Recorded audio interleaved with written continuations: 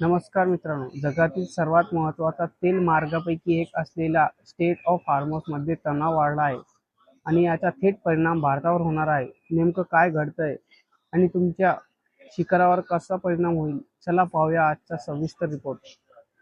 हार्मोस सामुद्रोनिक ही अशी जागा आहे जगातील सुमारे 20% तेल पुरवठा होतो. सध्या मध्य पूर्वेत वाढत्या तणावा संघर्षामुळे या मार्गावर जहाजांची वाहतूक धोक्यात आली आहे. यामुळे आंतरराष्ट्रीय बाजारात कच्च्या तेलाच्या किमती झपाट्याने वाढत आहे आणि याचा परिणाम भारतासारख्या आयात करणाऱ्या देशांवर थेट होतो. भारत आपल्या गरजांपैकी मोठ्या प्रमाणात तेल या मार्गातून आयात करतो. जर हा मार्ग बंद झाला किंवा अडथळे आले तर पेट्रोल आणि डिझेल दर वाढू शकतात. LPG गॅस महाग होऊ शकतो.